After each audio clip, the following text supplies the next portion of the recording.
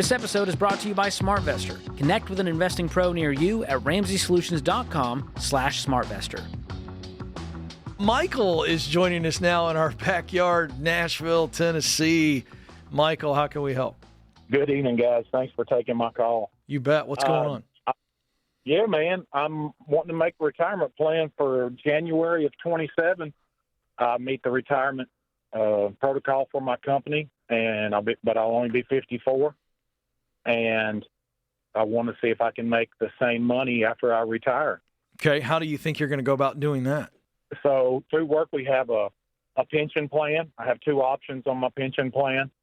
One is at retirement, I will have $80,000 a year on pension. My last year's income was roughly 144. Taxable income was 120 after I funded my retirement stuff. So I'll be at 80 there, and my 457 will be, they're projecting 450, but right now it's at 404. Okay. So I would like to, still make that 120 to 140. Okay. Now, when you say that, I want to make sure we're on the same page with you. When you say that, you mean through pulling out, pulling out from your retirement accounts, or are you saying go above and beyond, and by going out, I'm going to work another job while pulling retirement from my old job?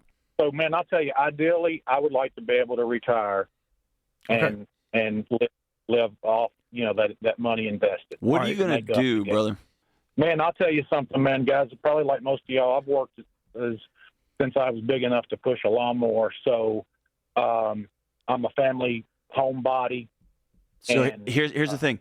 All the data tells me that the moment and this is not universal, gendered, but I'm going to make it so. The day a man quits work and does not have a purpose, his body shuts down.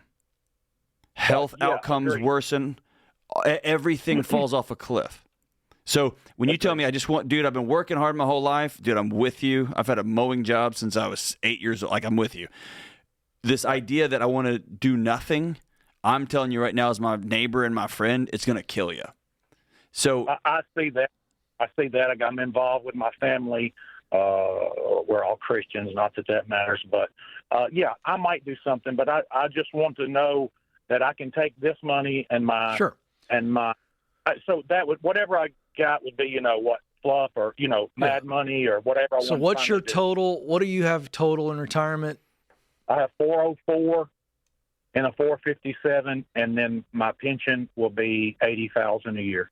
And so could you live off of just the pension alone of $80,000? If you run some numbers. Close. Okay. So here's the practical answer to your question. Okay. Here's the practical answer. Right. John, Ken, I want to know, can I live off of what I got right now? So you got to run a budget, and you currently have a budget, I hope? Well, yes? I know it. It's not written down, so what I need a written. Bro. Okay, hold on. You're hilarious. Michael, just listen to the question you're asking us. I want to stop working. I want to keep making the exact same amount of money I made when I was working. I don't want to really do anything but kind of be a family guy, and I kind of got it all up in my head.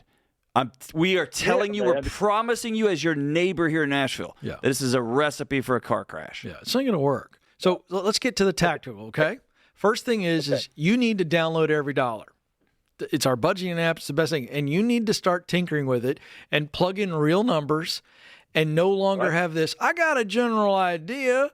No. We need to know what we actually need to live on, okay? I'm talking your basic four walls: food, clothing, utilities, your housing, transportation, all of that stuff, okay? And then what you and Mama think retirement life is going to look like. What's our weekend thing? Are we going down to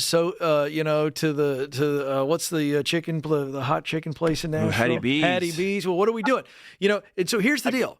First things first. What is our actual operating budget? Okay. Second, do we have any debt? If we have debt, we need to clear debt. Do you have any? So I have a $168,000 left on my house. Okay. It's low for 2 point something, so it's $1,000 a month. Okay. House, and then the rest is just the living expenses of the house. Not so debt. You have no consumer debt. No. Great. So we check that off the list. So we now got a budget. And so now, Michael, you need to call John and I and go, I need to know if I've got enough. Once we have a budget, we know what it's going to take to live. Now we start matching it up with, we know we have $80,000 coming in from the pension. And so we go, okay, what is the take home on that? Okay. And so we start matching it up, and then we've got 450,000 over here. And if I draw, how much would I need to draw from the 450 to make up the difference of the 80? Okay. You still tracking with me? Correct. Yes, sir. Okay. And so then we have a number, and then we go, if I draw that much, can I draw from the 450 enough to offset what's missing from the 80 if I need a little bit more? And that's what you've laid out to me. And so can I draw? Hold on a second. Hold on. Can I draw that out and not touch the principal? I think it's going to be tight. And I think you would also need to sit down with what we call SmartVestor Pros. Go to Ramsey Solutions. If you don't have one, get one. Interview 3, 4, 5, and sit down and let a pro look at your retirement nest egg and what you want to do and what you want to live off of. And by the way, they're going to need to know a real budget for them to advise you. Can I tell you something, Michael? Yes, sir. This is not a baby step. This is just John and my friend Michael, who are neighbors here in Nashville. You're 54, you said? I will be at when I want to retire. Okay. Give me a ballpark. You don't have to tell me the job because we're on national radio, but what do you do for a living-ish? I'm in safety. You're in what? Sales? In safety. In safety. There you go. Okay. Can I tell you, I would sit down. This is going to be a cheesy exercise, and it's not the dollar amount you asked, but it's going to be an important conversation to have with yourself. I would love for you to have an imaginary conversation. You can write a letter. You can just do it in your mind and have a conversation with 65-year-old you. And here's the question I would ask. If you work 2 more years and put all that down and pay your house off, are you going to be glad you did that versus getting out and having an asset that you still owe money on as you're trying to also retire and do these fun things that you want to do?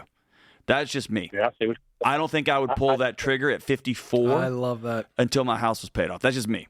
I think it's great advice. Right. So I've got a plan, 2 options on pension. Okay. They have a formula I plug in today. Second option on the pension is we're allowed to take 50% of our, this is the 80 grand, not the 457. 50% of that up to a certain age we can get as a lump sum. Right now, that lump sum, but if you take 50%, the 80 goes to 40, right? But the lump sum, in addition to my 457 right now, is about 620,000 lump sum.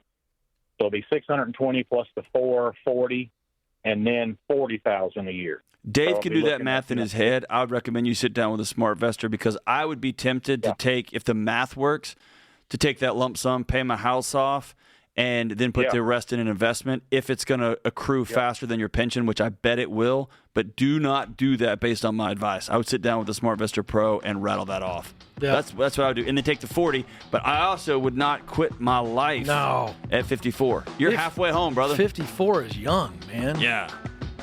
Keep on working. I love your advice. Find some purpose, man.